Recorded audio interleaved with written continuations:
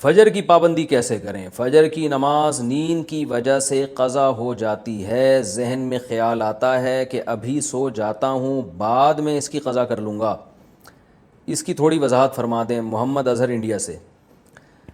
محمد اظہر بھائی، مسئلہ یہ ہے کہ اسلام میں نا شرک کے بعد نماز قضا کرنے سے بڑا گناہ نہیں ہے، کسی قیمت پہ معاف نہیں ہے نماز۔ تو آپ سو جائیں یا کچھ بھی کر لیں، آپ کو نماز پڑھنی پڑے گی، ورنہ آخرت میں اس کا بڑا سخت حساب دینا پڑے گا آپ کو۔ اور فجر کی نماز کی ویلیو اس لیے بھی زیادہ ہے کہ اس میں اس کے ثواب اس لیے زیادہ ہے کہ اس کو پڑھنا مشکل ہے۔ تو دو کام میں آپ کو بتاتا ہوں، وہ اگر کر لیں تو انشاءاللہ آپ سے پابندی ہو جائے گی۔ نمبر ایک، صبح اٹھنے کے لیے آپ ایک الارم والی گھڑی لیں جس کے الارم کی آواز بہت تیز ہو، اور وہ آپ جہاں سوتے ہیں نا اس جگہ سے دور رکھیں، کہیں دور الماری پہ رکھیں، تاکہ جب وہ بجے تو اتنی زور سے بجے کہ آپ کے 14 طبق روشن ہو جائیں، اور محلے والے آپ کو بولیں کہ بھائی جا کے اس کو بند کرو۔ اور دوسری بات یہ ہوگا، دور رکھنے کا فائدہ یہ ہوگا کہ آپ فوراً وہیں سوتے سوتے ہاتھ مار کے بند نہیں کریں گے، بلکہ آپ کو اٹھ کے چل کے جانا پڑے گا اسے بند کرنے کے لیے۔ تو اتنی تیز آواز ہو کہ آپ دوڑتے ہوئے جائیں اٹھ کے، تو اس سے انشاءاللہ آپ کی آدھی نیند بھی غائب ہو جائے گی، اور جو سستی تھی وہ بھی کم ہو جائے گی، اور آپ انشاءاللہ اٹھ بھی جائیں گے۔ دوسرا کام آپ نے یہ کرنا ہے کہ جس دن فجر کی نماز قضا ہو جائے اس دن آپ نے فجر صبح کا ناشتہ نہیں کرنا ہے۔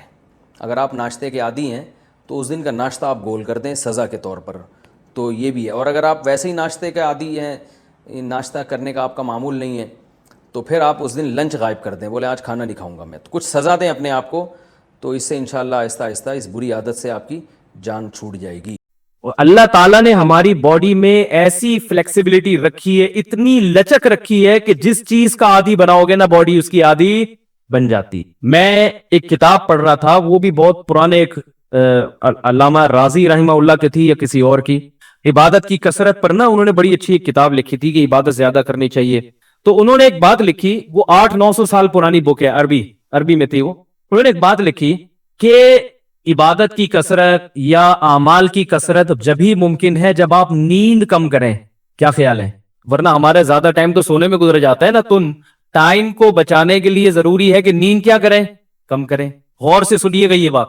اب نیند کم کرنے کا ایک طریقہ ایسا ہے جو نیچرل نہیں ہے، یہ کچھ میں اپنے الفاظ استعمال کر رہا ہوں، وہ مضمون انہی کا ہے لیکن اسٹائل اور الفاظ کی سلیکشن یہ میری ہے۔ وہ طریقہ یہ کہ نیند آ رہی ہے مگر نہیں سو، تو ظاہر ہے پاگل ہو جاؤ گے۔ کیا ہو گیا بھائی؟ یعنی جتنی نیند آپ کی باڈی کو چاہیے وہ آپ کو نہیں مل رہی، تو پاگل ہو جاؤ گے نا۔ تو صحیح طریقہ یہ ہے کہ جن چیزوں کی وجہ سے نیند آتی ہے نا ان چیزوں پہ کیا کر لو؟ کنٹرول۔ سب سے زیادہ نیند آتی ہے کھانے سے اور پینے سے، تو انہوں نے کہا کہ کھانے پہ بھی کنٹرول کرے انسان اور پینے پہ بھی۔ پھر ان کے الفاظ بتا رہا ہوں، اس زمانے کے جو بھی حکیم تھے ان کی ریسرچ انہوں نے لکھی کہ اللہ تعالیٰ نے ہماری باڈی کو ایسا لچکدار بنایا ہے کہ اگر کسی علاقے میں لوگوں کو پانی کم ملتا ہو تو کچھ عرصے کے بعد ہماری باڈی اسی کم پانی پہ جینے کی عادی ہو جاتی ہے، اور وہ مختلف طریقوں سے جو رطوبات کی کمی ہے نا اس کو پورا کرنا شروع کر دیتی ہے۔ اللہ نے بہت دیکھو، صحرا کے لوگوں کے پاس پانی کم ہوتا ہے، ان کی جسم میں پانی کی کمی بھی نہیں ہوتی، اور جو آبشاروں میں رہتے ہیں ان میں پانی کی بسا اوقات کمی ہو جاتی ہے، کیونکہ وہ پیتے پیتے زیادہ پانی کے عادی ہو گئے ہیں۔ اگر آپ اپنے آپ کو 20-25 گلاس پانی کے عادی بناؤ گے نا، تو جب آپ کو یہ پانی نہیں ملے گا آپ کے باڈی میں پانی کی کمی ہو جائے گی۔ تو نہ کم پیو نہ زیادہ پیو، سمجھ رہے ہو؟ جتنی باڈی کی ریکوائرمنٹ ہے اتنا پیو۔ ہاں کوئی بیماری ہو اس میں ڈاکٹر کا شوگر لیول ہائی رہتا ہے، اس میں ڈاکٹر کے پانی کی مقدار بڑھاؤ۔ گردوں کا کسی کا مسئلہ ہوا ہے تو اس میں پیشاب زیادہ نکالنا ہے، اس کو فلٹر کرنا ہے، تو وہ ایک الگ چیز ہے۔ میں نے کہا بیماری میں تو مفتی نہیں بتائے گا بھائی، ڈاکٹر ہی بتائے گا، میں تو نارمل انسان کے بچے کی بات کر رہا ہوں۔ 25 سال کا نوجوان ادھر ایک بیٹھا ہوا ہوگا شاید بیان میں، اچھا بھلا 25 بھی نہیں 22-23 سال اس کی عمر ہے، اینڈ سم فٹ فاٹ سو کے 6 گلاس پانی پی رہا ہے۔ میں نے کہا کیا کر رہا ہے اللہ کے بندے، تو اتنا فٹ فاٹ تو ہے۔ تو اس لیے تمیز سے زندگی گزارو۔ دیکھو حکیموں کی صحت اچھی ہوتی ہے نا، بار بار کہتا ہوں میں، حالانکہ ریسرچ ڈاکٹروں کی زیادہ ہے، حکیموں کی ریسرچ کم ہے، مشاہدے پر مبنی حقیقت ہے۔ صحت ڈاکٹروں کی اتنی اچھی نہیں ہے جتنی حکیموں کی۔ میں نے پچھلے بیان میں بھی کہا، 71 ایئرز اولڈ ایک حکیم صاحب آئے تھے اور ہم نے ان کو مشورہ دیا کہ آپ ایک اور شادی کریں، فوراً تیار ہو گئے۔ بیوی کا انتقال ہو گیا تھا ان کی، تو اور بالکل صحیح، کوئی بیماری نہیں، نہ شوگر نہ بلڈ پریشر، کوئی بیماری نہیں، فٹ فاٹ، اپنی کلینک میں بیٹھتے ہیں، وہ حیدرآباد میں ہیں۔ اور بھی کئی میں نے حکیم مرسلین کو دیکھ لیں آپ، انتقال ہی نہیں ہو رہا، ماشاءاللہ، اللہ اور لمبی عمر دے۔ میری والدہ بچپن میں مجھے لے جایا کرتی تھی، 90s کی بات ہے یا 80s کی، مجھے اس وقت پیدا ہوئے زیادہ دن نہیں ہوئے. جب میری والدہ مجھے ان کے پاس لے کے جاتی تھی تو وہ بوڑھے تھے اس وقت. سن 2007 میں میرا گلا خراب ہوا، ٹھیک ہی نہیں ہو کے دے رہا، اینٹی بایوٹک کھائی، بہت علاج کی کوشش کی مگر گلا ٹھیک نہیں ہوا. حکیم مرسلین کے پاس میں اس لیے نہیں گیا، میں نے کہا ان کا تو انتقال ہو چکا ہوگا، کیونکہ جب اس دور میں میری والدہ لے جاتی تھی وہ بوڑھے تھے، تو اب کہاں بچے ہوں گے. ہم نے سوچا کہ چھوڑو، مجھے پتا ہے حکیم بہت اچھے ہیں وہ، لیکن اب کیا، چھوڑو یار. کسی نے بتایا کہ زندہ ہے، میں چلا گیا. الحمدللہ وہ میں بیٹھا، انہوں نے نبض پکڑی ہے اور مجھے کارمینا لکھ کے دے دی، یہ جو عام ہاضمے کی دوا ہوتی ہے، اور ایک دو ایسی 25 روپے کی دوا دی ہوگی 2007 میں، اور میں ٹھیک ہو گیا. 2 دن دوا کھائیے، گلا سیٹ ہو گئی. تو خیر پھر کیا ہوا ہے، پھر میں 2014 میں میرے پیٹ میں کوئی بیماری ہوئی ہے، کیا مسئلہ تھا مجھے بھی یاد نہیں، کہ ملیریا تھا کیا تھا واللہ عالم. تو میں نے کہا اب تو انتقال یقیناً، کیونکہ بالکل بھی چانس نہیں تھا نا کہ یار وہ زندہ رہیں گے. کیونکہ جب میں 2007 میں گیا تو ان کے بیٹے بوڑھے ہو چکے تھے جو ان کے ساتھ بیٹھے ہوئے تھے مطلب میں، ان کی داڑیاں سفید ہو گئی تھی. 2014 میں جب ان کے پاس گیا تو بھائی یہ بھی دین سے تعلق ہے ان باتوں کا، ہماری صحت کا بھی تو شریعت نے کتنا، نبی صلی اللہ علیہ وسلم نے تو نسخے بتائے نا صحت کے. تو میں اگر کوئی بات جانتا ہوں شیئر کر لوں تو میرا خیال ہے کوئی بری چیز نہیں ہے، یہ فائدہ ہی ہوگا انشاءاللہ. تو میں ان کے پاس 2014 میں گیا، میرا خیال تھا انا للہ و انا الیہ راجعون ہو چکا ہے، لیکن گیا تو زندہ ماشاءاللہ. پھر کیا ہوا ہے کہ پھر میں گیا ہوں 2000 پچھلے سال یا ابھی چند مہینے پہلے، میں جب عمرے پہ گیا تھا تو وہاں گلا خراب ہوا، اینٹی بایوٹک کھائی ہیں، پیٹ ایسا خراب ہوا ہے کہ صحیح ہونے کا نام ہی نہیں لے رہا. اتنا علاج کرایا، اتنا پیسہ خرچ ہوا. ادھر آ کے ایک بہت بڑے اسپیشلسٹ ہیں پیٹ کے، بڑے مشہور ہے ڈاکٹر، ہندو ڈاکٹر ہے لیکن بہت مشہور آدمی ہے، وہ یہاں بیٹھتے ہیں قریب میں ہی، ان کے بارے میں مشہور ہے، جس پیٹ کے بہت بڑے اسپیشلسٹ. گیا ہوں، اتنا سا بھی فائدہ نہیں ہوا، رتی برابر بھی. حکیم مرسلین کے پاس اس لیے جا رہا تھا، میں نے کہا تھا ان کا انا للہ، کیونکہ جب 2014 میں یہ وہ تو اتفاق سے غریبی تھی کہ زندہ دریافت ہوئے، کسی نے مجھے بتایا کہ زندہ ہے، میں چلا گیا، واقعی زندہ تھے. مجھے انہوں نے دوا لکھ کے دی ہے، آپ یقین کریں گے 1.5 سے 2 دن لگے مجھے ٹھیک ہونے میں، میرا پیٹ صحیح ہو گیا. حالانکہ میں بڑے بڑے ڈاکٹروں کو دکھا چکا تھا، پہلے عام جنرل فزیشین کو دکھایا، جب کہیں ٹھیک نہیں ہوا تو پھر گیا اسپیشلسٹ کے پاس، پھر بھی ٹھیک نہیں ہوا. وہ حکیم صاحب نے دوا بھی پتہ نہیں کیا ہے، ہلکے سے چورن چٹنی، کوئی زیادہ کوئی مہنگی دوا بھی نہیں تھی. انہوں نے مجھے کہا 1 ہفتہ کھانی ہے، میں نے 2 ہفتے کھائی اور ٹھیک ہو گیا. اس کے بعد میں وہ دوا کھانا بھی بھول گیا، مجھے یاد نہیں کہ آپ نے ٹھیک ہو جانا، میں بھول جاتا ہے. تو پھر کیا ہوا ہے کہ جب میں چند مہینے پہلے کلینک سے باہر، ان کی مطب سے باہر نکل کے آیا، میں کہیں جا رہا ہوں، واپس گھر آ رہا، تو ایک صاحب راستے میں ملے. انہوں نے کہا یار کوئی اچھا حکیم بتاؤ. میں نے کہا حکیم مرسلین. کہہ رہا ان کا تو انتقال ہو گیا، بہت عرصہ ہوا. میں نے کہا سب دنیا میں یہی سمجھ رہے ہیں، میں نے کہا سب یہی سمجھ رہے ہیں. میں نے کہا بھی ہوا نہیں ہے، جاؤ. یہ ایک حکیم لیاری میں، ایک حکیم تھے لیاری میں، بھائی وہ میں میٹرک میں ہوں گا شاید اس وقت، تو بڑی شہرت تھی ان کی. تو مجھے وہ نزلے کی پرابلم تھی، میں جب ان کے پاس گیا تو اکثر میری والدہ بھی وہیں جایا کرتی تھی. تو میں نے دیکھا وہ 90-95 سال ان کی عمر، کھڑے کھڑے مریضوں کا علاج کر رہے ہیں، نبض چیک کر رہے ہیں. میں نے کہا یار اتنی دیر آج جوان آدمی نہیں کھڑا ہو سکتا ہے، کھڑے بیٹھے کیا کر رہے ہیں. تو میڈیکل سائنس کی ریسرچ یقیناً زیادہ ہے، لیکن نیچرل لائف کس کی ہوتی ہے، نیچر کے قریب کون ہوتا ہے، حکیم. تو میں مقصد میڈیکل سائنس کی مخالفت نہیں ہے، بڑی بیماریوں میں تو ڈاکٹر ہی علاج کرتے ہیں. کوئی ہڈی ٹوٹ جائے تو پھر حکیم صاحب ایلفی سے تو جوڑ دیں گے، ویسے نہیں جوڑ سکتے وہ، ٹھیک ہے نا. اور بڑے جو خدا نخواستہ کسی کو اٹیک ہو گیا تو فوراً اس کو لے کر جائیں کہ ڈاکٹر کے پاس، ایسا نا حکیم مرسلین کے پاس لے کے جا رہے ہو تو وہ تو حکیم مرسلین بھی کہے گا بھائی اس کو تو فوراً ایڈمٹ کراؤ، کوئی ایسی خطرناک ایکسیڈنٹ ہو گیا، کوئی بڑی بیماری.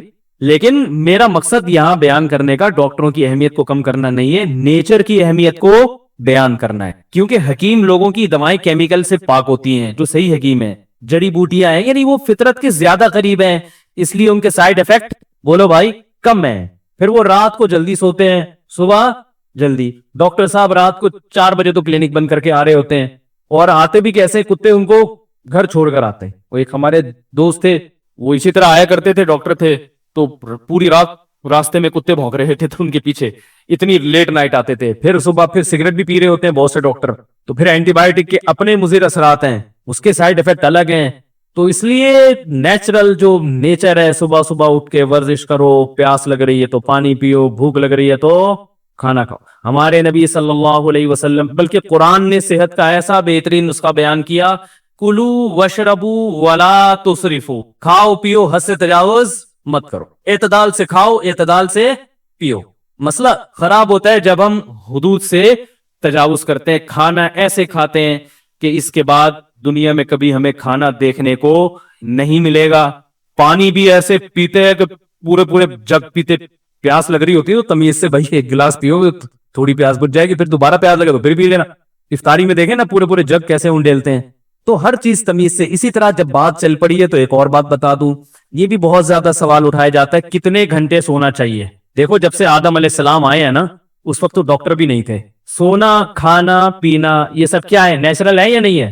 تو جو چیزیں انسان کے لیے انتہائی ضروری ہیں وہ فطرت نے انسان کو خود سے سکھا دی ہیں, وہ ڈاکٹروں کی تحقیق پہ بولو نا نہیں رکھی. سونا انسان کی بنیادی ضرورت ہے. کتنا سونا ہے یہ آپ کی باڈی آپ کو خود بتائے گی. ڈاکٹر دیکھو کتنا کھانا ہی باڈی بتاتی ہے نا. اب کوئی آدمی آگے پوچھے حکیم صاحب مجھے کتنی روٹیاں کھانی چاہیے, حکیم بولے گا بھائی تجھے ایک روٹی کی بھوک ہے تو ایک روٹی کھا, تیرا 4 روٹیوں سے پیٹ نہیں بھرتا تو 4 روٹیاں کھا. تو ہر آدمی کی صحت کے حساب سے الگ ہے نا. اس لیے آج کیا ہم نے دیکھا سب کی زبانوں پہ 8 گھنٹے سونا صحت کے لیے انتہائی ضروری. 8 گھنٹے سونا صحت کے لیے پوستی بن چکے ہیں لوگ. پوری قوم تمیز سے سو رہی ہے, حالانکہ 8 گھنٹے بہت ہے, بالکل ضروری نہیں ہے 8 گھنٹے صحت کے لیے. تجربہ کر کے دیکھ لیں آپ کی نیند کتنی ہونی چاہیے. جتنی نیند کے بعد آپ فریش ہو جائیں وہ نیند آپ کی صحت کے لیے ضروری. تجربہ کر کے دیکھیں رات کو 4 گھنٹے تسلی سے سوئیں اور اٹھیں, اس وقت تو تھکاوٹ ہوگی, اٹھ کے جب وضو وغیرہ کر کے مسجد میں آئیں آپ بالکل فریش ہو چکے ہوگے. یہ اس کی علامت ہے کہ آپ کے لیے کتنے گھنٹے ضروری تھی رات کی نیند, 4 گھنٹے. اگر آپ فریش نہیں ہو تو آپ بڑھا دو اگلے دن ٹائم, سمجھ رہے ہیں. اور اگر آپ 4 گھنٹے فریش ہیں, آپ 3 گھنٹے سو کے دیکھیں 3 گھنٹے کے بعد بھی فریش ہو رہے, اس کا مطلب آپ کے لیے رات صرف 3 گھنٹے کی نیند بھی کافی تھی. ہر ایک کی باڈی, ہر ایک کی خوراک, ہر ایک کی عمر, اس کے لحاظ سے سونے کا معیار مختلف. ہر ایک کا کھانا جیسے دوسرے سے مختلف ہے نا, تو ہر ایک کا سونا بھی دوسرے سے مختلف. دماغی کام زیادہ ہے تو نیند بھی خود بخود. دماغی کام دھیلے کا نہیں کر رہے آج کل لوگ, ہر وقت فضول چیزوں میں, انٹرٹینمنٹ میں اور ان چیزوں میں. دماغ تھوڑی تھکتا ہے ان چیزوں میں, دماغ تو فریش ہوتا ہے. اور نیند لے رہے ہیں گھوڑے بیچ کے سوتے ہیں ایسا, رات کو 2-3 بجے سوئیں گے اور 12 بجے اٹھ رہے ہیں. اور یہ بھی غلط فہمی ہے کہ چھٹی والے دن زیادہ سونا چاہیے, پورے ہفتے کی تھکاوٹ اترتی ہے. 100% غلط ہے, 100% غلط ہے. اگر آپ پورا ہفتہ تھکے رہے ہیں تو اس کا مطلب یہ نہیں کہ پورے ہفتے کے نیند کو گھنٹوں کو جمع کر کے اتوار والے دن گریوی لگائیں, وہ ایسا کچھ نہیں ہے. اگر آپ 4-5 گھنٹے گہری نیند سو جاتے ہیں تو پورے ہفتے کی تھکاوٹ بولو بھائی اتر جائے گی. تو میں اگر آپ اجازت دیں, بیان تو سورہ ملک پہ نہیں ہو رہا, اگر آپ مجھے اجازت دیں تو میں سلیپ مینجمنٹ کے حوالے سے کچھ چیزیں آپ کو ساتھ کو بتا دوں. پھر آپ بولتے ہیں یار ہم اصلاحی بیان سننے آتے یا سونے جاگنے میں لگا دیں مفتی. یہ بھی ہماری شریعت کا حکم ہے نا, کہ تبلیغ میں نکل کے کیا کہتے ہیں, کم کھانا, کم سونا اور کم باتیں کرنا, یہی بولتے ہیں نا. تو کم سونا بھی ہماری شریعت کا حکم ہے تاکہ ٹائم کو ضائع نہ کیا جا سکے. صحابہ دیکھو قرآن میں صحابہ کے کیا اوصاف ہیں, راتوں کو اللہ کی عبادت کرتے ہیں. تو اگر یہ اتنی لمبی نیند ضروری ہوتی تو عبادت کا ٹائم کب ملے گا ہے. تو 2 چیزوں کو نیند میں فوکس کرنا بہت شدید ضروری ہے. زیادہ کھائیں گے تو زیادہ سونا پڑے گا, زیادہ کھاؤ گے تو زیادہ سونا پڑے گا, زیادہ پیو گے تو بھی زیادہ سونا پڑے گا. یہ ذہن میں رکھیں. جیسی پانی جاتا ہے نا تو بھی ہمارے جسم کے جو پارٹس ہیں وہ اپنے کام کرنا شروع کرتے ہیں, وہ بھی تھکتے ہیں. پانی میں اتنا نہیں تھکتے. اب ایسا نہ ہو بلا وجہ پانی کم کر کے وہ کوئی بیماری نہ پیدا ہو جائے. جتنا عادت بن چکی ہے وہ اس عادت کو تو بہرحال اس کو تو لے کے چلیں, خام کا میں نہ پھوڑنا شروع کر دیں. تو سونے میں 2 چیزوں کو اگر آپ نے کنٹرول کر لیا نا تو آپ بہت تھوڑا سو کے نتائج بہت اچھے حاصل کر سکتے ہیں. نمبر 1, رات کو جلدی سونا. سمجھ رہے ہیں, رات کی چند گھنٹوں کی نیند دن کی کئی گھنٹوں کی نیند سے بہتر ہے. دوسری بات, دن میں قیلولہ لازمی کرنا ہے دوپہر کھانے کے بعد, ایسی کی تیسی. سمجھ رہے ہو, زمین آسمان ادھر سے ادھر ہو جائے, جب آپ نے لنچ کیا دنیا میں کسی کا باپ بھی آپ کو سونے سے نہیں روک سکتا. سمجھ رہے ہو, یہ اتنا ضروری ہے صحت کے لیے دوپہر کا سونا. ٹینشن کے مریض بن جاتے ہیں, بیمار ہو جاتے ہیں. جتنے حکیم میں نے دیکھا نا 90-99 سال کے, سب دوپہر کھانے کے بعد سوتے ہیں. نبی صلی اللہ علیہ وسلم نے فرمایا قیلوا فإن الشیطان لا تقیل فإن الشیطان لا یقیل. میں اکثر اس حدیث کو لا تقیل پڑھتا ہوں, اصل میں لا یقیل ہے کیونکہ شیطان مذکر ہے نا, وہ مؤنث تھوڑی ہے. فإن الشیطان لا یقیل. آپ نے فرمایا قیلولہ کیا کرو, شیطان قیلولہ نہیں کرتا. کتنی شدید وعید ہے دوپہر نہ سونے پر. تو دوپہر آدھا گھنٹہ 1 گھنٹہ لازمی آرام کریں, چاہے نیند آئے یا نہ آئے. اور پھر رات کو جلدی سو کے جلدی اٹھ جائیں. رات کو آپ جلدی سوئیں پھر جلدی اٹھ جائیں. جتنا جلدی سوئیں گے پھر جو ہے نا جلدی اٹھ کے دیکھیں کہ میں فریش ہوں کہ نہیں ہوں. اگر آپ فریش ہیں تو اگلے دن تھوڑی نیند اور کم کریں کہ یار ہو سکتا ہے اس سے کم میں فریش ہو جاؤں. میں 5 گھنٹے سو کے آپ کو محسوس ہوا ہے فریش ہوں, تو اگلے دن 4 گھنٹے کرتے ہیں, ہو سکتا ہے 4 گھنٹے بھی فریش ہوں. آپ خام خام سوتو خان بنے ہوئے ہیں اور آپ کو لیے 3-4 گھنٹے کی نیند کافی ہو. بعض لوگوں کی صحت اچھی ہوتی ہے, ان کے 3-4 گھنٹے کی نیند بہت ہوتی ہے ان کے لیے. تو ایسے نیند کو آہستہ آہستہ کم کرتے ایک مقام ایسا آئے گا آپ کو پتا چل جائے گا بھائی بلا وجہ میں 6-8 گھنٹے سو رہا تھا, میں تو اتنی سی دیر سو کے بھی کیا ہو جاتا ہوں, فریش ہو جاتا. سمجھ میں آ رہی ہے کہ نہیں آ رہی؟ اور پھر یہ 2 ٹائم تو لازمی کرنا ہے. تیسرا ٹائم گریوی والا. وہ گریوی والا یہ ہوتا ہے کہ رات کی نیند آپ نے کم کر لی اور دن میں لازمی قیلولہ کیا. اس کے بعد اگر آپ کو دن میں کوئی ایسا ٹائم آتا ہے کہ نیند کا بہت غلبہ ہونے لگتا ہے آپ کے, بعض ایسا ہوتا ہے, تو کہیں بھی دیوار پہ سر رکھ کے تھوڑی دیر کے لیے سو جائیں. وہ 10-5 منٹ کی جو گریوی ہوگی وہ آپ کو ایسا فریش کر دے گی کہ ہٹو بچوں. لوگ کیا کرتے ہیں جب ایسے جھٹکے آ رہے ہوتے ہیں پھر بستر پہ تمیز سے جا کے 6 گھنٹے کے لیے, حالانکہ وہ ایک جھٹکا ہوتا ہے تو 5-10 منٹ میں کیا ہو جاتا ہے, وہ سیٹ ہو جاتے ہو. اس کا علاج ہم کرتے ہیں چائے پی کے, گٹکا کھا کے, جو نیچرل نہیں ہے. یہ میں نے سلیپ مینجمنٹ کا پورا کورس کیا ہوا ہے کئی مہینوں کا, صحیح ہے نا. اور ویسے بھی یہ تو کامن سینس کی باتیں بھی ہیں نا, اس کے لیے یہ تو کامن سینس کی باتیں. تو آپ نے کیا کرنا ہے بھائی کہ رات کو جلدی اور صبح بہت جلدی اٹھ گئے. اور پھر اگر آفس میں کہیں نیند آ رہی ہے تو 5-10 منٹ کے لیے کہیں کونے میں جا کے, ویسے گورنمنٹ کے آفس میں تو اتنا الحمدللہ بہت زیادہ سہولت ہے سونے کی وہاں پہ نا, تو وہاں تو جو گورنمنٹ کے ملازمین ہیں ان کے لیے تو بہترین پیکج ہے. وہ تو وہاں پر وہ رات کو سوئے نہیں. بھائی میں حیران ہوتا ہوں گورنمنٹ کے ملازمین رات کو سوتے کس کیوں ہیں, دن میں ان کو اتنا ٹائم دیا جاتا ہے. لیکن جو پرائیویٹ کمپنیوں میں جاب کرتے ہیں بہت نیند آ رہی ہے تو تھوڑا سا سر رکھ کے ایسے ہو گئے. آپ دیکھیں 5-10 منٹ آپ کی نیند ہوگی, اور گہری نیند کی علامت ہے خواب آ جائے. اس کے بعد آپ اٹھو, چہرہ وغیرہ دھو کے آؤ, فریش ہو کے بیٹھو, فٹ فاٹ ہو جاؤ. تو یہ نیچرل طریقہ ہے. ہمارے اکابر نے اس طرح سے جب نیند پہ کنٹرول کیا نا تو کم کرتے کرتے کرتے شیخ الحدیث مولانا زکریا رحمۃ اللہ 2.5 گھنٹے پہ آ گئے تھے. 24 گھنٹے میں 2.5 گھنٹے سوتے تھے وہ. لیکن آپ ایسا نہ کریں, یہ ہر آدمی ہر چیز کا وہ نہیں ہوتا. 2.5 گھنٹے 24 گھنٹے میں سوتے تھے وہ. ان کا معمول یہ تھا, وہ کبھی ایسے بستر پہ لیٹ کے نہیں سوئے. وہ کہتے تھے چلتے پھرتے سونا سیکھو, چلتے پھرتے سو. یعنی کام کرتے تھے محنت کا, جب نیند آتی وہیں لیٹ جاتے. گہری نیند, تھوڑی دیر آرام کیا, بس اٹھ کے پھر کام کرنا شروع کیا. تو ان کے مرید نے ان کے ٹائم کو کیلکولیٹ کیا, انہوں نے کہا یہ 24 گھنٹے میں جو ان کا جو سونے کا ٹائم ہے کتنا بنتا ہے, 2.5 گھنٹے. تبھی تو اتنا کام. بذل المجہود دیکھو, سعودی عرب کی یونیورسٹیوں میں ہے وہ بذل المجہود, جو ان کی ابو داؤد کی شرح ہے. تو لیکن میں نہ خود اس پر عمل کرتا ہوں نہ آپ کو کہوں گا. ہماری صحتیں کمزور ہیں, تمیز سے سو جایا کرو بستر پہ لیٹ کے, لیکن کم کرے اس نیند کو. اللہ تعالیٰ عمل کی توفیق عطا فرمائے. تو میں ڈاکٹروں کی جو فیلڈ میں ٹانگ اڑاتا ہوں نہیں اڑاتا بھائی, کوئی میں ڈاکٹر ہوں, میں تو کامن سینس کی ایک عمومی بات کرتا ہوں. اور وہ باتیں ڈاکٹر بھی کر رہے ہوتے ہیں. ایک ڈاکٹر نہیں کرے گا تو دوسرے سے پوچھیں, وہ وہی کہہ رہا ہوگا جو میں کہہ رہا ہوں. صحیح ہے نا. اجماع نہیں ہے اس پہ ڈاکٹروں کا, صحیح ہے, اتفاقی چیز نہیں ہے, یہ اجماعی مسئلہ نہیں ہے. تو اب دیکھو پہلے ڈاکٹر کہتے تھے نا بہت ساری چیزوں کا کہتے تھے, اب اس سے رجوع کر لیا. چینی کو کتنا کھلا کے پوری قوم کو چینی کا عادی بنا دیا. خود کہہ رہے ہیں وائٹ پوائزن ہے چینی میں, کیمیکل ڈالے جا رہے ہیں, ٹھیک ہے نا, اس میں پتہ نہیں کیا کیا ڈالا جا رہا ہے. تو یہ جو میں نے کہا کہ ہر آدمی ہر ایک کی فیلڈ میں ٹانگ اڑا رہا ہے, تو مجھ پر بھی لوگ یہ اعتراض کرتے ہیں, نہار منہ پانی پینا, اتنے گلاس پانی پینا, یہ ڈاکٹروں کی فیلڈ ہے اور اس میں مفتی صاحب نے ٹانگ اڑائی ہوئی ہے. ابھی میرا ایک نیا بیان اپلوڈ ہوا ہے, اتنی نہار منہ پانی, یہ کھانے کے بعد پانی. اس پہ بعض لوگوں نے بہت بولے یہ مفتی بھی ہے, ڈاکٹر بھی ہے, حکیم بھی ہے, پتہ نہیں کیا کیا بننے کی کوشش کرتا ہے. سمجھ رہے ہو؟ اس کا جواب یہ ہے کہ اگر کوئی آپ سے پوچھے کہ اسلام میں کتنی نمازیں فرض ہیں تو آپ کیا جواب دو گے؟ 5. آپ یہ بولے گے مفتی صاحب سے پوچھو. بولے گے بھائی یہ تو کامن سینس کی باتیں ہیں, اس کے لیے کھوپڑی ہونی چاہیے, ٹھیک ہے نا.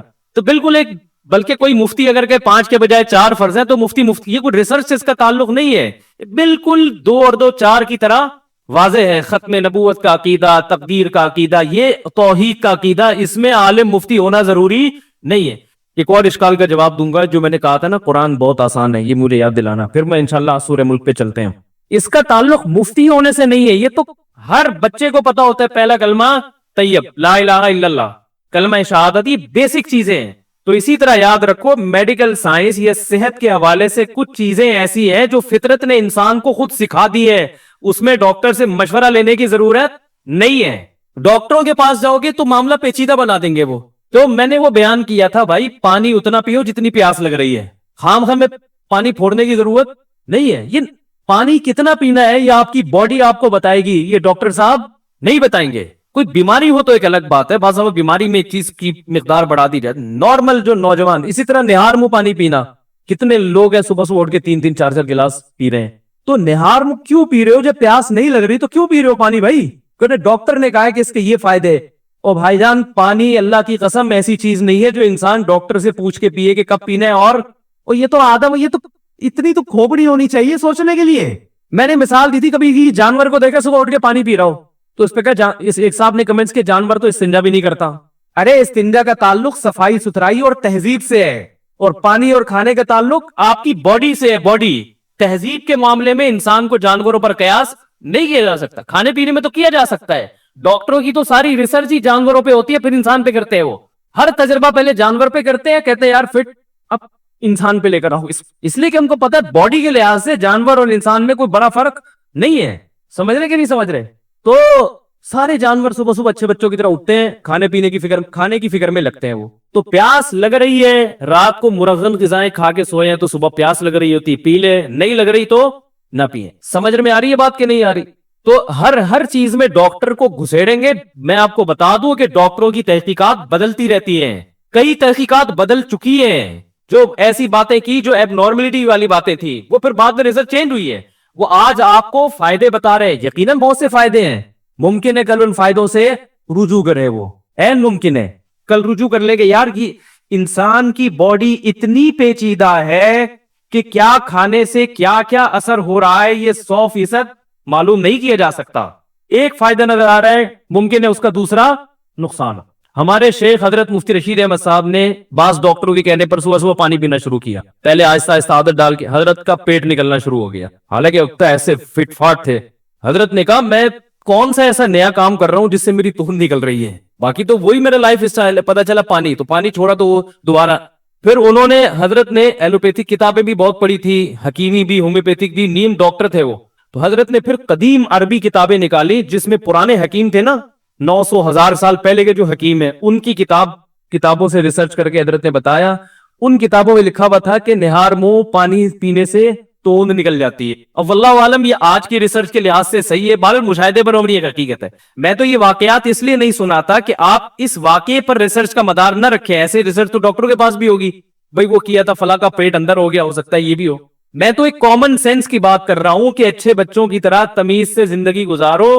بیمار ہو جاؤ تو کس کے پاس جاؤ؟ ڈاکٹر کے پاس. نارمل نوجوان آدمی, صحت مند آدمی اچھے بچوں کی طرح صبح اٹھے, پیاس لگ رہی ہے تو پانی پیے, نہیں لگ رہی تو تمیز سے, بھوک لگ رہی ہے تو ناشتہ کرے, بھوک نہیں لگ رہی تو ناشتہ بھی نہ کرے, فون نہیں کرے ڈاکٹر صاحب کو کہ کیا کرنا ہے. تو یہ کامن سینس کی باتیں ہیں. اور یہ میں آپ کی اطلاع کے لیے عرض کر دوں کہ آج عصر کی نماز کے بعد ایک بہت سینئر ڈاکٹر ہیں, ان سے میری ملاقات ہوئی. تو مجھے تو یہی طنز میرے اوپر چل رہے تھے نا مستقل کہ یہ ڈاکٹر کی فیلڈ میں ٹانگ اڑا رہا ہے, حکیموں کی فیلڈ میں, ڈاکٹروں کی فیلڈ میں, حکیموں کی فیلڈ میں, طنز ہو رہے تھے میرے اوپر. تو آج عصر کی نماز کے بعد ایک بہت سینئر ڈاکٹر ہے, میں ان سے ملا. میں نے کہا ڈاکٹر صاحب میں نے بیان میں یہ بات کہی ہے کہ پانی اتنا پیو جتنی پیاس لگ رہی ہے, صبح بلا وجہ پانی پینے کی ضرورت نہار منہ. انہوں نے کہا 100% درست. ٹھیک ہے, یہ ڈاکٹر کی بات بتا رہا ہوں.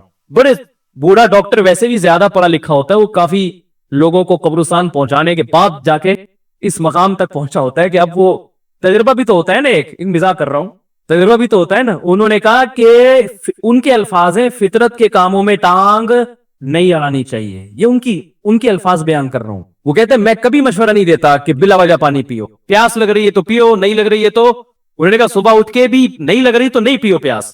اور اپنے بعض لوگوں کو اس لیے لگ رہی ہوتی ہے صبح اٹھ کے کہ انہوں نے اپنے آپ کو بلا وجہ عادی بنا لیا ہوتا ہے پی کے نا, اتنے گلاس سے شروع کر.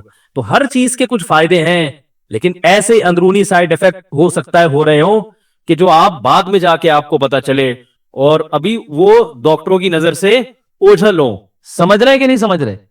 کیا کر رہے ہو صحت کے لیے, کیا کر رہے ہو. میں تو کہتا ہوں ڈائری لے کے نا بیٹھ جاؤ, بہت ساری چیزیں اپنی نا ڈائری میں لکھو. بس یہ آخری بات کر کے اپنے بیان ختم کرتا ہوں. ڈائری لو, بیٹھ جاؤ, بولو میں نے دنیا میں کیا کیا کرنا ہے. یا ایسے ہی پہلے تو یہ تھوڑی دیر سوچو بیٹھ کے. اچھا یہ ایسے بیٹھو کہ کوئی پاس میں موجود نہ ہو, کنوارے لوگوں کے لیے تو بہت ہی آسان ہے یہ, شادی شدہ لوگوں کے لیے تھوڑا سا مشکل ہوگا, کیونکہ جب آپ بیٹھو گے نا ڈائری لے کر بیگم نہیں بیٹھنے نہیں دے گی, وہ کہے گی کیا ہو گیا, کیا کر رہے ہو, کیوں اکیلے, خیریت, بجھے سے لگ رہے ہو آج آپ, ٹھیک ہے نا. تو بیگم کو بھی ڈائری دے کے دوسرے کمرے میں بٹھا دو, بیگم تم بھی اپنا ایک ویژن بناؤ, میں نے دنیا میں کرنا کیا ہے. تو پہلے نا ڈائری لے کے تنہائی میں آپ بیٹھ جائیں, کوئی بھی نہ ہو, بالکل فریش ہو اس وقت, کسی چیز کی چاہت نہ ہو کہ پان کھانے کا دل چاہ رہا ہے, گٹکا کھانے کا, وہ گٹکے مٹکے پان سگریٹ سب فارغ ہو کے بیٹھو. کرو گے نہیں کرو گے, میں بتا دوں وقت سننے کے لیے تیار ہیں. ڈائری لے کے آپ بیٹھ جائیں اور پھر آپ کہیں یار میں نے دنیا میں کرنا کیا ہے, ایسے ہی جیسے میری زندگی گزر رہی ہے ٹھیک ہے, بالکل اسی طرح زندگی گزارنی ہے یا کچھ کرنا ہے. تو آپ کو بہت سارے شعبے نظر آئیں گے جس میں آپ کو سرسری غور سے معلوم ہوگا کہ یار ان شعبوں میں مجھے آگے بولو بھائی بڑھنا ہے. کچھ تو کامن چیزیں وہ میں جو سب کے لیے وہ میں بتا دیتا ہوں, کچھ چیزیں تو آپ کی پرسنل ہوں گی, یار میں نے یہ بھی کرنا ہے, وہ میں نہیں, وہ تو آپ خود سوچو گے. کچھ چیزیں تو ایسی ہیں جو دنیا میں ہر پاگل سے پاگل آدمی کہتا ہے کہ یہ تو سب نے کرنا ہی ہے. ان میں سب سے پہلی چیز ہے صحت.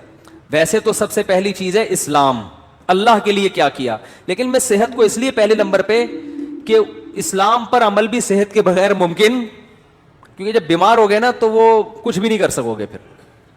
تو بیمار ہونے سے پہلے صحت کی حالت میں اتنا کچھ کر لو کہ بیمار ہونے کے بعد حسرت اور افسوس نہ رہے. اس لیے میں صحت کو پہلے رکھ رہا ہوں, ورنہ پہلے تو دین ہے نا. تو سب سے پہلے آپ لکھو کہ بھائی صحت کے حوالے سے میری مستقبل میں کیا پالیسی ہے, جس طرح سے پھوڑ رہا ہوں یہی پھوڑتا رہوں, جو مرضی دعوت پہ بلا لے چلا جاؤں, جتنے مرضی کوفتے کھلا دے کھا جاؤں, صبح پراٹھے پھوڑ رہا ہوں, صبح 11 بجے سو کے اٹھ رہا ہوں میں, ٹھیک ہے نا, اور پھر آفس لیٹ پہنچ رہا ہوں, اور پھر وہاں بھی وہ کیک رس چائے میں ڈبو کے کھا رہا ہوں, پھر شام کو سموسے بھی کھا رہا ہوں, پھر دوپہر بھی کھانا کھا لیا, پھر اس کے بعد سگریٹ بھی پی لی, پھر چائے بھی پھوڑ دی. اگر یہی بالکل مناسب ہے تو ٹھیک ہے, اور اگر یہ مناسب نہیں ہے تو مجھے اپنی صحت کے لیے اب کیا بولو نا کیا کرنا ہے. صرف دعاؤں پہ کام چلانا ہے یا وظیفوں پہ کام چلانا ہے یا اس صحت کے لیے کچھ کرنا بھی ہے. ہمارے نبی صلی اللہ علیہ وسلم کی صحت تو بہت اچھی تھی, آپ نے تو حضرت رکانہ کو جو مشہور پہلوان تھے ان کو کیا کر دیا, پچھاڑ دیا. آپ تو گھڑ سوار تھے, میدان جنگ میں سب سے آگے آپ صلی اللہ علیہ وسلم ہوا کرتے تھے. تو یار میں کیا, اگر آج اسلام کو ضرورت ہوئی یا کسی مظلوم یا کسی ظالم کے خلاف لڑنا ہوا تو میں پتلی گلی سے بھاگوں گا یا وہاں کھڑا رہوں گا. ہمارے ایک دوست تھے, ان کے بڑے قریبی دوست تھے, کہتے ہیں میں ایک دفعہ پٹ رہا تھا تو میں نے پیچھے مڑ کے دیکھا تو میرے جو جگری دوست تھے نا وہ ایسے غائب ہوئے جیسے پیدا ہوئے ہی نہیں اس کائنات اور صحیح کیا, بھاگ گئے, ورنہ وہ بھی پٹتے ان کے ساتھ, وہ بھی پٹتے نا, کیونکہ ظاہر ہے صحتیں ہے ہی نہیں, صحتیں ہی نہیں ہیں کوٹنے پیٹنے والی. تو مرد کو تو ایسا ہونا چاہیے پیٹے نہیں بلا وجہ, کبھی ضرورت پڑتی ہے کہ آپ کو پٹنا بھی پڑتا ہے اور پٹنے سے بچنے کے لیے سامنے والے کو پیٹنا پڑتا ہے. موسیٰ علیہ السلام نے ایک تھپڑ لگایا تھا قبطی کو, اس کا انا للہ ہو گیا تھا. کیا صحت تھی کہ نہیں تھی؟ تو وہ انہوں نے قتل کی نیت سے مارا نہیں تھا, ان کی نیت تو تھی لڑائی چھڑوانے کے لیے چانٹا لگا اور وہ مر گیا. تو مارنے کی نیت سے اگر مکہ مارتے تو کیا حال ہوتا اس کا, آپ خود سوچو. تو دیندار آدمی ہوں, نبی صلی اللہ علیہ وسلم نے فرمایا, آپ اپنے بارے میں سوچیں گے کہ دیندار ہوں تو نبی نے, یا دیندار بننا چاہتا ہوں تو نبی نے فرمایا طاقتور مومن کمزور مومن سے اللہ کو زیادہ محبوب ہے. تو یار میں صحت سے تو سارے کام ہوتے ہیں, صحت ہوگی تو نماز بھی ہوگی, روزہ بھی رکھا جائے گا, ماں باپ کی خدمت بھی ہوگی, بیوی بچوں کی خدمت بھی ہوگی, بیوی کی الٹی سیدھی کڑوی کسیلی باتیں برداشت کرنا, بلڈ پریشر کا مریض برداشت کر سکتا ہے, وہ برداشت کرنا آسان ہوگا, ٹھیک ہے نا, اگر بیوی ایسی ہے, ایسی ہوتی نہیں ہے لیکن اگر بالفرض ایسی کسی کی نکلی وائف. تو ابا کی ماں باپ بڑھاپے میں جو چڑچڑی طبیعت ہو جاتی ہے تو اس کو جوان آدمی کے لیے, صحت مند آدمی کے لیے برداشت کرنا کیا ہوتا ہے, آسان. تو یار میں نے اپنی صحت کے لیے کیا کیا, ایسے ہی چلتا رہوں گا یا کچھ کرنا ہے, تو ڈائری میں لکھو. تو صحت کی بھی موٹی موٹی بنیادی چیزیں بتا دیتا ہوں کہ بھائی 40 سال سے میری عمر زیادہ ہو گئی ہے تو اب سب سے پہلے تو کولیسٹرول چیک کرنا ہے, لیول بڑھا ہوا تو نہیں ہے, بلڈ پریشر چیک کرنا ہے نارمل ہے کہ نہیں ہے, یہ 2 چیزیں تو ہے نا. شوگر کا ٹیسٹ کروانا ہے کہ شوگر کی طرف تو نہیں جا رہا معاملہ, کیونکہ یہی اسی وقت پھر آدمی آہستہ آہستہ جانا شروع ہوتا ہے. تو بھائی اگر ہے تو ابھی احتیاط کرو. یہ ساری 2-3 موٹے موٹے ٹیسٹ ہوتے ہیں, وہ ڈاکٹر بتا دے گا. نہیں بھی کرو ٹیسٹ تو چلو چھوڑو, ٹیسٹ نہ کراؤ. آپ یہ کہو کہ یار اس عمر کے بعد یہ ساری بیماریاں ہوتی ہیں کہ نہیں ہوتی ہیں, تو ان سب بیماریوں کا بیسک علاج کیا ہے؟ جتنا کھا رہے ہو اتنا یوٹیلائز کرو.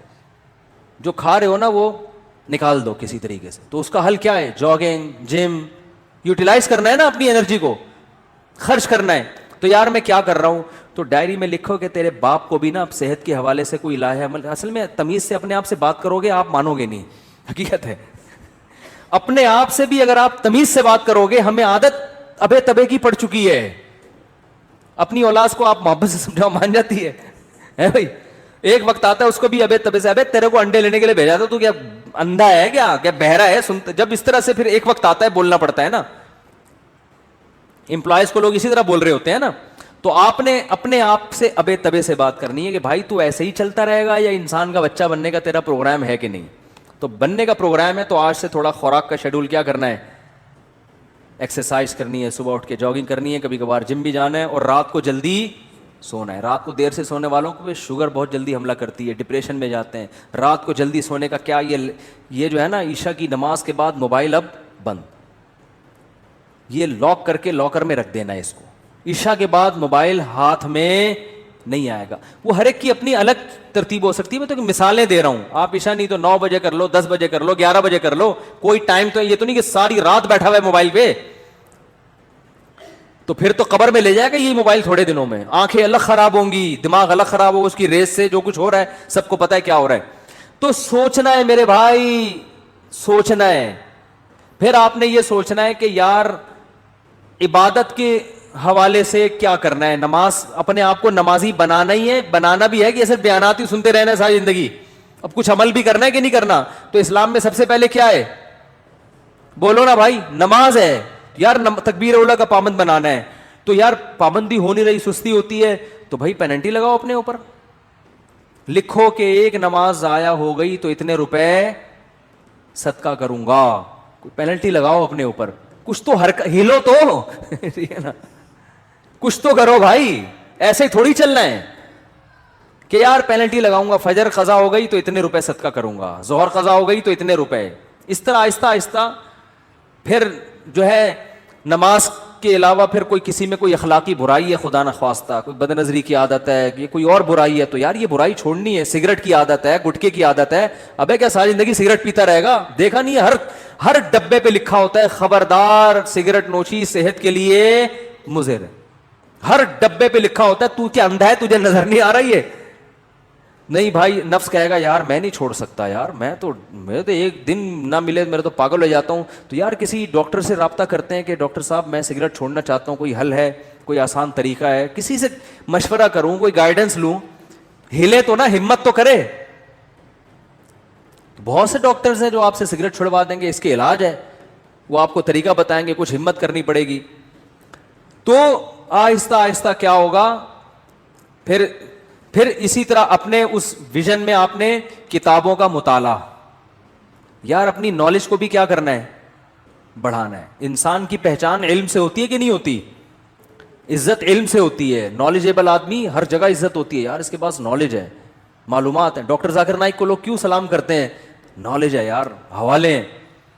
کوئی ہسٹری میں ماہر ہوتا ہے, کوئی قرآن و سنت میں ماہر ہوتا ہے, کوئی میڈیکل سائنس میں ماہر ہوتا ہے. تو بھائی اب ڈاکٹر تو ظاہر ہے جو بننا تھا وہ بن گیا. اب آپ نے کچھ کامن نالج ہے جو سب کو سیکھنا ضروری ہے. ہسٹری کے بارے میں سب کو معلومات ہونی چاہیے کہ نہیں ہونی چاہیے؟ تو یار چلو اسلامک ہسٹری پہ کتابیں پڑھنی ہے. سب سے پہلے سیرت ہے اس میں, تو آپ نے کیا کرنی ہے, کتابوں کی لسٹ بنا لینی ہے. یہ کتابیں میں نے اپنی زندگی میں 2 سال کے اندر بولو بھائی مکمل کرنی ہے. اور شروع کہاں سے کرنا ہے؟ سیرت سے. یار مفتی صاحب سے مشورہ لینا ہے کہ سیرت پر سب سے بہتر کتاب کون سی ہے. جب سیرت کی کتاب ختم ہو جائے گی تو پھر اسلامی تاریخ پڑھوں گا, ٹھیک ہے نا. پوری جب تک تاریخ ختم نہیں ہوتی چین سے نہیں بیٹھوں گا. کچھ نہ کچھ تو اپنا شیڈول دیکھنا ہے یا بھائی کہ کتنے کتاب کے صفحے روزانہ میں نے مطالعہ کرنے ہیں. سیرت کی کتاب خرید کے لے آئے, بھائی روزانہ ٹائم نکال کے اس کے 10 صفحے تو پڑھنے ہی پڑھنے ہیں. تو کچھ تو 10 نہیں تو 5 پڑھنے ہیں. پھر قرآن کی تلاوت, قرآن پورے سال گزر جاتا ہے, قرآن اٹھانے کی توفیق نہیں ملتی. روزانہ بھائی 1 پارہ تلاوت کرنا ہے, آدھا کرنا ہے. تو میں نہیں کہہ رہا کہ ایک ہی دن میں آپ بہت بڑے ولی اللہ بن جاؤ گے اور آپ ڈائری لے کے بیٹھے اور آپ کی میں انقلاب آ گیا اور آپ اگلے دن سے مطالعہ شروع ہو گیا اور صحت ہٹو بچوں, کولیسٹرول لیول ایک دم, پیٹ ویٹ توند الگ, بالکل فٹنس, اور ایسی کمر ایسی پتلی ہو گئی کہ CID والے بھی تلاش کر رہے ہیں تو ان کو کمر نظر نہیں آ رہی. ایک دن میں نہیں ہو جائے گا, لیکن جب اس طرح سے بیٹھنا سیکھو گے نا تو 1 دن 2 دن 3-4 دن تو صرف خواری کے علاوہ کچھ بھی حاصل نہیں ہوگا. ڈائری ڈھونڈنے میں ہی 1 دن تو گزر جائے گا, ٹھیک ہے. دوسرا دن پین کہاں گیا اس میں گزرے گا. تیسرا دن وہ پین رگڑ کے دیکھنے چل ہی نہیں رہا کم بخت. چوتھے دن جا کے کہیں پین آئے گا. 5ویں دن کوئی جگہ ملے گی. 6ٹھے دن بیگم آپ کو اجازت دے دی کہ چلو اس کمرے میں بیٹھ جاؤ, ٹھیک ہے نا. اور پھر 7ویں دن 6ٹھے دن بیٹھ جاؤ گے, لیکن آپ سوچو گے یار مفتی صاحب نے کیا کہا تھا, کیا کرنا ہے. 7ویں دن جا کے تھوڑا بہت سمجھ میں آئے گا کہ چلو 2 چھوارے رات کو پانی میں بھگونے ہیں یا انجیر رات کو بھگونے, کم از کم پہلے قبض تو ختم کرو نا بھائی. ہو سکتا ہے قبض سے شروع ہو آپ کی صحت, یار میں تو 6 مہینے سے مجھے تو قضاء حاجت نہیں ہوئی ہے, تو پہلے قبض تو ختم کرو. اس کے لیے سنا ہے کوئی نیٹ پہ سرچ کرتے ہیں یار, کوئی انجیر سنا ہے. ہو سکتا ہے 1 مہینے کے بعد 2 انجیر آپ کھاؤ رات کو, بس یہ امپروومنٹ ہو, لیکن کچھ تو ہوئی نا. ابے 1 سال 2 سال 3 سال 5 سال میں جا کے تو کچھ انسان کا بچہ بنے گا معذرت کے ساتھ. لیکن جو اسٹائل ہمارا ہے نا ابھی, اس میں 100 سال بھی گزر جائیں گے, اس میں کوئی انسان کا بچہ نہیں بنے گا. جہاں ہو وہیں کے وہیں رہو گے اور مر جاؤ گے تھوڑے دنوں میں. سب مریں گے لیکن کچھ کر کے نہیں, بغیر کیے مر جائیں گے. وہی ہوگا ایک دن جنازہ اٹھائیں گے, مرحوم بہت اچھے تھے, بس پیٹ تھوڑا مرحوم کا نکل گیا تھا اور موت کی وجہ یہ بنی کہ اس دن تھوڑا سا پراٹھے زیادہ کھا لیے تھے حضرت نے, اور ڈاکٹر نے منع بھی کیا تھا, شوگر تھی, 6 لڈو کھائے تھے میرے سامنے. بس موت تو آنی ایک دن, اللہ تعالیٰ مغفرت فرمائے مرحوم کی. باقی بچوں کا کیا ہوگا, ان کے لیے کچھ بنایا نہیں, بچے تو رول رہے ہیں بیچارے, بد دعائیں دے رہے ہیں ابا کو, ابا پیدا ہی نہ کرتے اچھا تھا, کس حال میں چھوڑ کے گئے ہو, ٹھیک ہے نا. تو کچھ کرنا پڑے گا میرے بھائی. میں نے جو بات جہاں سے شروع کی تھی وہاں ختم کرتا ہوں کہ فطرت سے جب بغاوت کرو گے تو فطرت معاف بولو نہیں کرے گی. فطرت سے مت لڑو, جو نیچر جیسے چلنے کا کہہ رہی نا, تمیز سے نیچر کے ساتھ چلتے رہو. کیا خیال ہے, غلط تو نہیں ہے؟ تو خلاصہ وہی نکلا کہ فطرت سے مت لڑو. کیا خلاصہ نکلا بولو. تو یہ کوتاہی آج بہت سے لوگوں سے ہوتی ہیں. لانگ روٹ پہ جا رہے ہیں, دیکھ ہی نہیں رہے کہ کوئی جو ہے وہ راستے میں پیٹرول پمپ ہوگا کہ نہیں ہوگا, اسپیئر ٹائر کے بغیر چلے جا رہے ہیں. پھٹ گیا تو کوئی بات نہیں, اللہ پہ توکل کر کے جا رہے ہیں, کوئی مسئلہ نہیں. او بھائی, اللہ نے کب کہا ہے کہ میں نے ضمانت لی ہے کہ تمہارے ٹائر کو کچھ نہیں ہوگا. میں آپ کا کافی ٹائم سے سنتا ہوں, کچھ میرے غیر مسلم بھائی پر محنت چل رہی ہے لیکن رشتے کا مسئلہ ہے. الحمدللہ, خود انہوں نے الحمدللہ لکھا ہوا ہے. میں نالائق کے ذریعے اسلام لائے, چندے وغیرہ کی ضرورت نہیں. پتہ نہیں کیا کہہ رہے ہیں یار. بھائی اللہ ان کو اسلام کی توفیق دے, بہت بڑی نیکی ہے کسی غیر مسلم کو اسلام کی دعوت دینا. مسلمان ہو جائے گا تو شادی بھی ہو جائے گی انشاءاللہ. مسلمان ہو گئے تو شادیوں کا 4 شادیوں کا چانس ہو جاتا ہے اس کے لیے.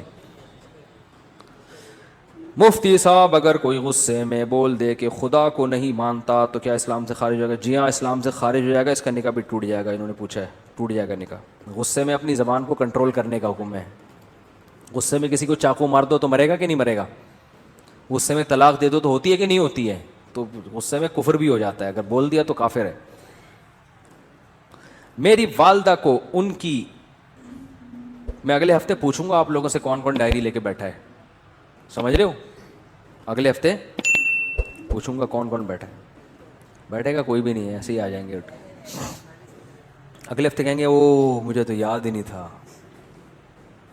میری والدہ کو ان کی وراثت میں سے حصہ ملا ہے, میرے والد بول رہے ہیں ان پیسوں میں 1 لاکھ تم رکھ لو, باقی 7 لاکھ دو, کیونکہ میں گھر کا خرچہ چلا رہا ہوں.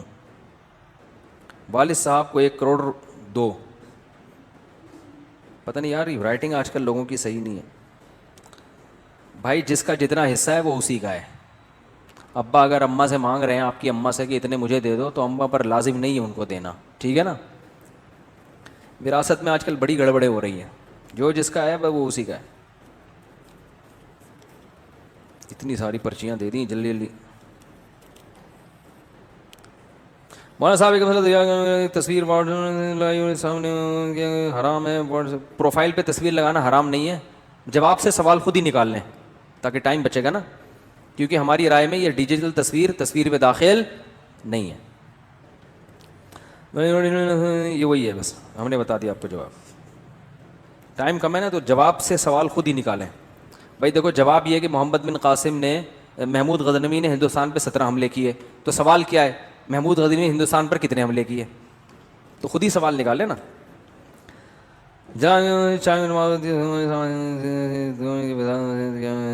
نہیں, مسجد میں دوسری جماعت ہماری رائے میں ٹھیک نہیں ہے. کمپنی میں نماز پڑھنا جائز ہے, ہاں کمپنی میں پڑھ سکتے ہیں. مفتی صاحب ہماری کمپنی میں ایک,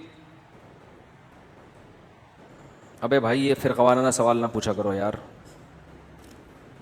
آج کل ایک مسئلہ بہت کہ داڑھی رکھنے والے کو لوگ مولوی سمجھتے ہیں, اور لوگ اس کے خلاف ایک بیان ریکارڈ, آپ اس کے خلاف ایک بیان ریکارڈ کروائیں کہ ہر داڑھی والا مولوی نہیں ہوتا, اور ان میں مثالوں کے ساتھ فرق واضح فرمائیں. یہ کوئی معاشرتی علوم کا پرچہ لگ رہا ہے مجھے. کہہ رہے ہیں ان میں مثالوں کے ساتھ فرق واضح فرمائیں. ہوتا ہے نا 3 سوال ہیں اور ایک کی ایک مثال لکھنی ہے. ایک مثال کے 5 نمبر ہیں اور سوال کے جواب کے 20 نمبر ہیں. یہ کہہ رہے ہیں کہ بھائی آج کل جب داڑھی رکھ لو تو لوگ کیا تانا دیتے ہیں کہ یہ مولوی بن گیا ہے. ان کو بتائیں, یہ مجھے کہہ رہے ہیں کہ ان کو بتائیں کہ ہر داڑھی والا مولوی نہیں ہوتا. میں آپ سے کہہ رہا ہوں کہ آپ یہ مولوی کے لفظ سے اتنا چڑ کیوں رہے ہو کہ آپ کو کوئی مولوی کہہ دے تو آپ کو غصہ آ جائے. بولے اللہ کا شکر ہے یار, ہم تو فری پھوکٹ میں ہم کو مولانا کہہ دیا آپ نے یار, حالانکہ ہم تو پڑھے لکھے بھی نہیں ہیں. دیکھو جس چیز کے برحق ہونے کا یقین ہو نا, اس پہ کبھی احساس کمتری کا شکار نہ ہو. میں اپنی بات آپ کو بتاؤں, مجھے مولوی پن سے اتنی اللہ معاف فرمائے احساس کمتری اور نفرت سی تھی جو غلط تھا, کہ ہمارے اسکول میں 14 اگست پہ ایک پروگرام ہوا 5ویں کلاس میں. تو اس میں وہ پروگرام ہوتے ہیں نا, تو اس میں کسی کو فوجی بنایا, کسی کو کسان بنایا, کسی کو تاجر بنایا, وہ ملی نغمہ پیش ہوتا ہے. تو مجھے مولوی بنا دیا. میں نے کہا میں نہیں بنوں گا, کرتا شلوار اور ٹوپی. میں نے کہا نہیں میں نہیں بنوں گا, وہ میں نہیں بنا. لیکن پھر ایسا بنا کہ سچی مچی کا مولوی, سچی مچی کا مطلب جس کو لوگ مولوی کہتے ہیں, ایسا مولانا بن گیا. تو اس لیے کہ جب ہم نے ارادہ کیا, ہم نے کہا کشتیاں جلا دو یار, اب مولوی ٹھیک ہے جاؤ, تو کوئی شرمندگی والی بات. ہمارے حضرت مفتی رشید احمد صاحب کے پاس ایک اس میں PIA میں ایک بہت بڑے آفیسر اذان دیا کرتے تھے. حضرت کے پاس جب آتے نا تو وہ اذان وہی دیتے تھے. تو وہ PIA میں بہت بڑا عہدہ تھا. تو جب کوئی ان سے پوچھتا نا کہ آپ کیا ہیں, تو وہ یہ نہیں کہتے تھے میں PIA میں آفیسر ہوں, کہتے تھے میں دارالافتاء والارشاد کی مسجد میں مؤذن ہوں.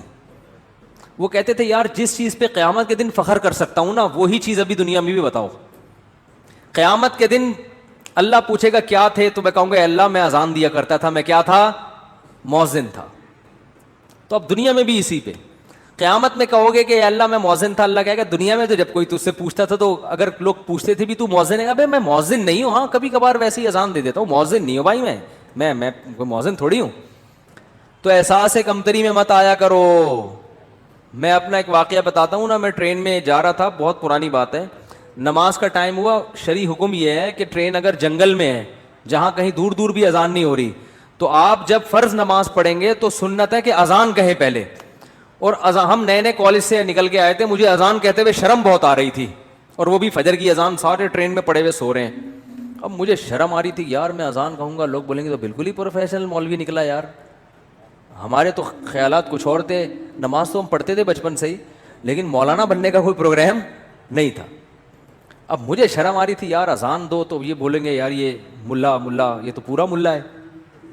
بس ہم ٹوپی پہنتے تھے, نماز کے وقت ٹوپی پہنی اور فوراً نماز کے فوراً بعد ٹوپی اتاری اور بال پف آگے سے آدھا گھنٹہ اس کو سیٹ کرنے میں لگتا تھا. ٹوپی بھی اس طرح سے پہنتے تھے کہ بالوں کی سیٹنگ خراب نہ ہو. تو ایسے آدمی کو اذان دیتے ہوئے کتنی شرم آئے گی.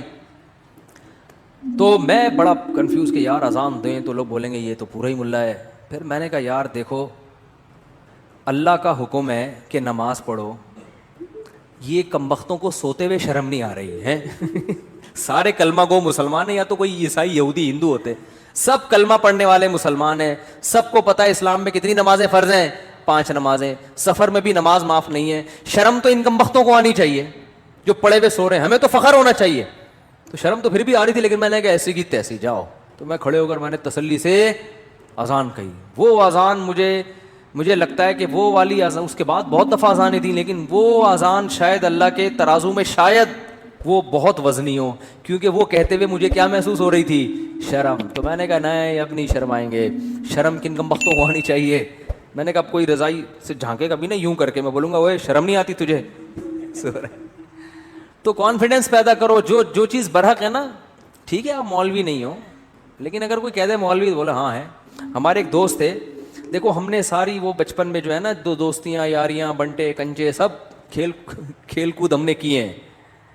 تو ہمارے ایک دوست تھے, ہم جب دوستوں کی گیدرنگ ہوتی تھی نا, تو آپ کو پتہ ہے دوستوں میں چھیڑ چھاڑی بہت ہوتی ہے آج کراچی کے لڑکوں میں, خاص لاہور میں تو خود بہت ہی زیادہ ہی ہے, جگت بازیاں کراچی میں بھی ہیں لیکن لاہور کا مقابلہ نہیں کر سکتے ہم لوگ.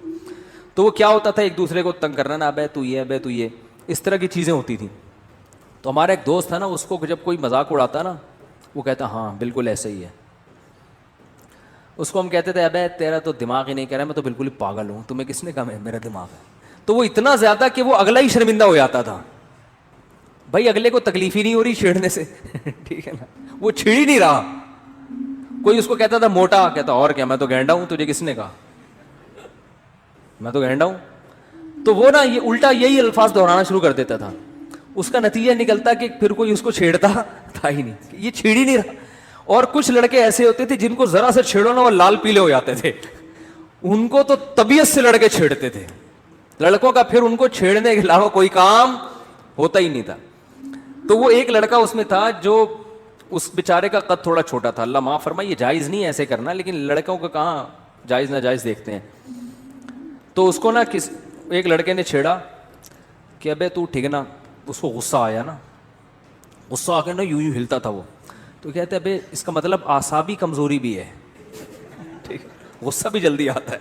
اب اس کو ایک تو تم تپا رہے ہو, چھیڑ رہے ہو, جب اس کو غصہ آ رہا ہے تو اور بجائے اس کے کہ اللہ کا خوف پیدا کریں, اسے کہتے ہیں اس کا مطلب اعصاب بھی کیا ہے, کمزور ہیں آپ کے, غصہ بھی جلدی آتا ہے. وہ اور تپتا تھا.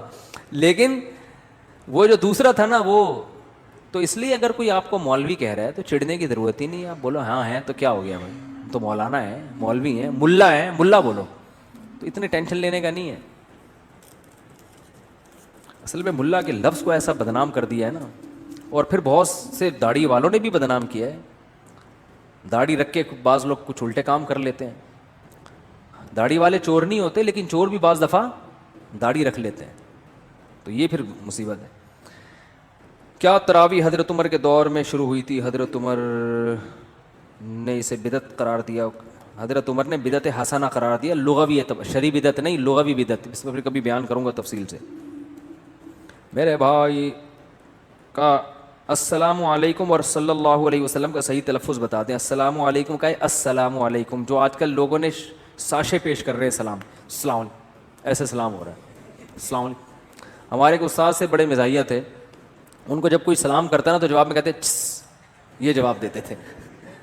تو ہم ان سے کہتے یہ کیا, انہوں نے کہا سلام میں بھی سین کی ہلکی سی آواز آئی ہے تو جواب بھی اسی اسٹائل کا ہوگا, بس. تو سلام ہو بھائی, السلام علیکم, آپ پر سلام, جواب میں وعلیکم السلام. اور جب درود پڑھیں تو صلی اللہ علیہ وسلم, اس میں کوئی ٹائم خرچ نہیں ہوتا. لوگ کہتے ہیں نبی کریم صلی اللہ علیہ وسلم نے فرمایا, ارے تمیز سے بول دے یار, نبی کریم صلی اللہ علیہ وسلم نے ارشاد فرمایا. کتنا ٹائم لگے گا, پب جی میں اتنا گھنٹوں گزار کے ٹائم ضائع کرتے ہو یار, درود شریف تمیز سے نہیں پڑھا جاتا. رسول ہمارے حضرت فرماتے تھے آپ صلی اللہ علیہ وسلم کا سب سے بہترین لقب ہے رسول اللہ. میں اکثر بیان میں دیکھتا ہوں, بولتا ہوں رسول اللہ صلی اللہ علیہ وسلم نے فرمایا, کیونکہ نبی کا جو ہے نا اس سے بہتر کوئی عہدہ ہے نہیں کہ آپ اللہ کے کیا ہیں, رسول ہیں, اللہ کے نمائندے. تو سب سے پیارا لفظ کیا ہے, رسول اللہ صلی اللہ علیہ وسلم. تو تمیز سے بولا کریں, شارٹ کٹ نہ مارے کریں, رسول اللہ, آپ فرمایا, یوں بول رہے ہوتے ہیں لوگ. جیسے میں سوال پڑھتا ہوں نا ایسے لوگ درود پڑھتے ہیں.